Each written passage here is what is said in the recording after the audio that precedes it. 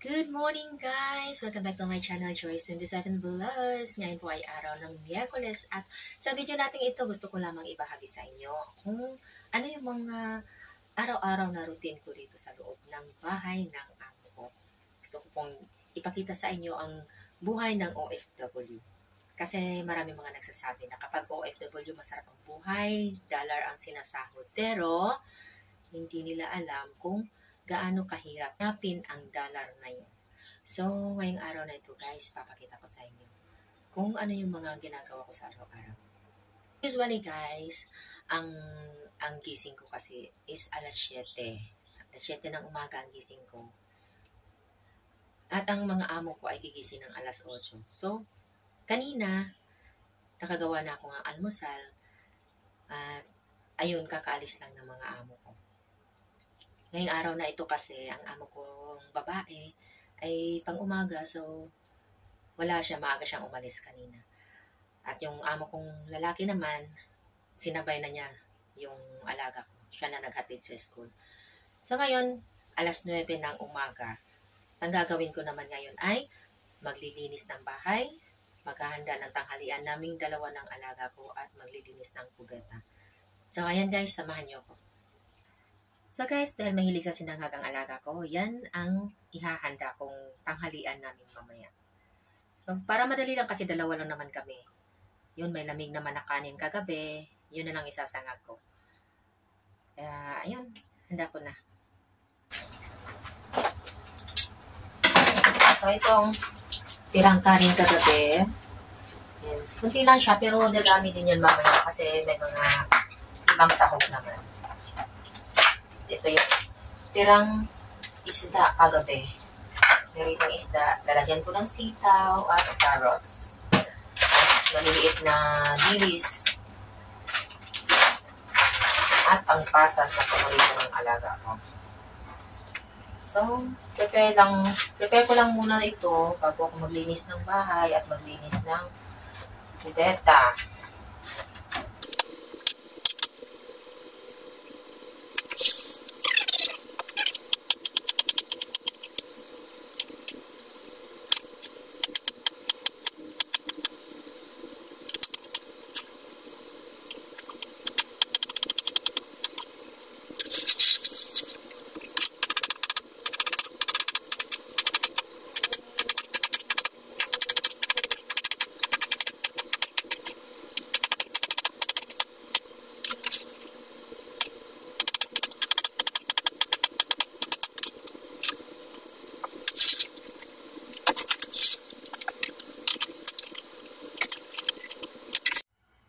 So, ayan guys, tapos ko nang i-prepare yung mga sangkap para sa sinangag. Ngayon naman, ay maglilinis muna ako ng kubeta.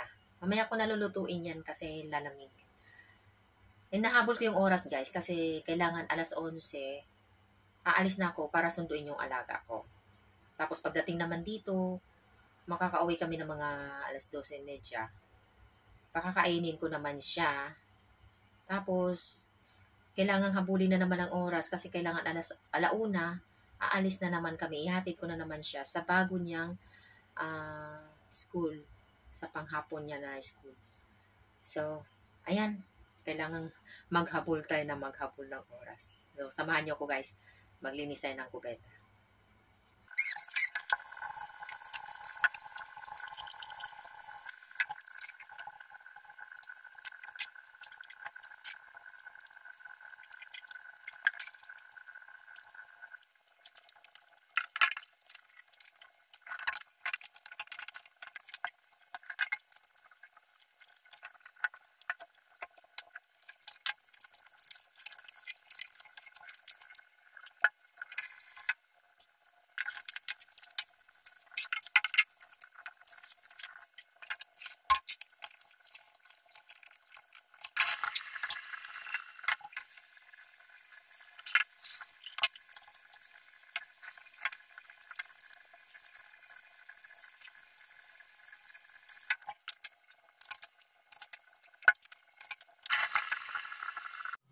So, ayan, kakatapos ko lang maglinis ng kubeta, guys. Yun ay linis na pang araw-araw lang.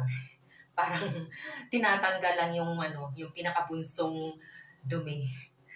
Yun. Pero ang general cleaning talaga nito is every Saturday.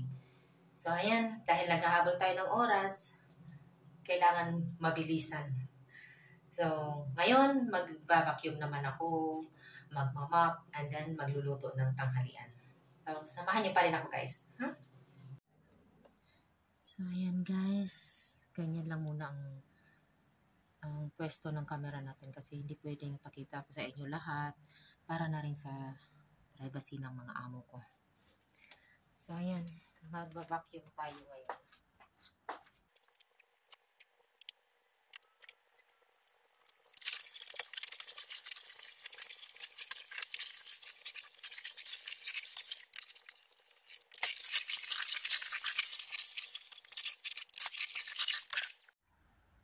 Ngayon guys, ay magmamap naman tayo. And then, umpisa na natin magluto ng lunch.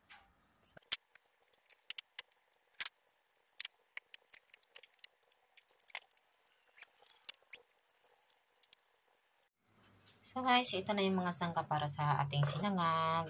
Kunti lang naman. Ito yung rice. Kunti lang siya. Maliit lang siya na ano. Ito yung beans, sitaw, tsaka carrots. Ito yung maliliit na dilis.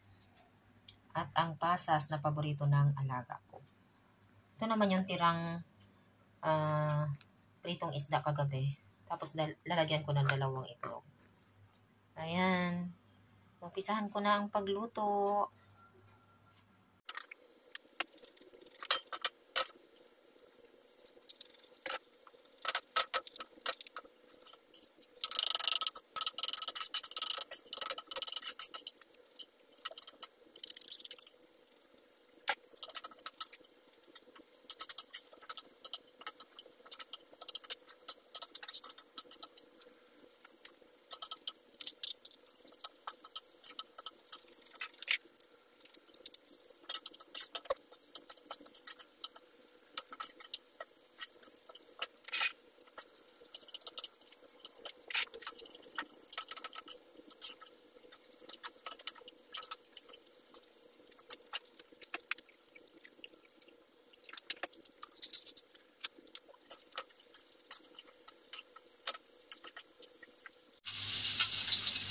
So, ayan. Natapos na ang aking sinangag. Diba? Ang sarap yung tingnan. Ang dami niyang sahog. Ayan, sinangag lang. Pwede na. Wala nang ulam kasi kompleto na yan. May itlog na, may isda, may gulay. Pero nagpiprito pa rin ako ng isda para sa alaga ko. Guys, 11:50 na. Oras na ng sunduan. So, papunta na naman ako ngayon sa school. Magsusundo ng alaga ko. So, ayan guys. Papunta ako ngayon sa school ng alaga ko para magsundo. Nagdala ko ng payong kasi mulan-ulan. And guys, umaambon-ambon po ngayon. Ganito talaga ang buhay ng OFW. Mahirap na masarap. Masarap lang kapag sahuran na. Syempre, makakapagpadala ka na naman sa pamilya mo. Diba?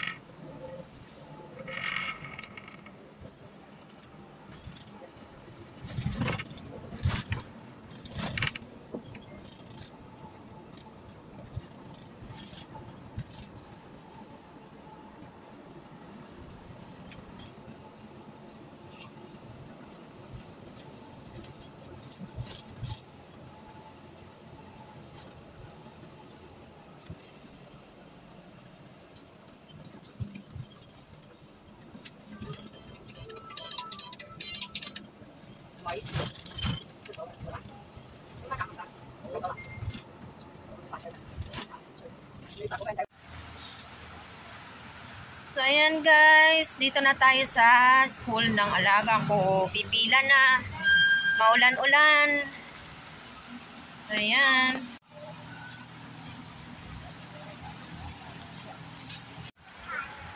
guys, pauwi na naman kami. Sama ko na ang alaga ko. Ayan, uwi naman kami. Nag-aantay na kami ng bus. Dating ng bahay, kakain na naman ng lunch at aalis na naman. Ayan guys, 12:43. At habang kami ay kumakain ng lunch ng alaga ko, ito naman, niikot na ang machine. Para mamaya, pagbalik ko, isasampay na lang yan. Yan guys, 1 o'clock na kailangan ko nang ihatid ang alaga ko sa panghapon na school niya. Magkaiba kasi yung school niya. Sa umaga, iba rin sa hapon. Ayan. So ayan guys, papunta na naman kami doon sa school ng alaga ko, yung panghapon na school. Dahil lagi naghahabol ng oras.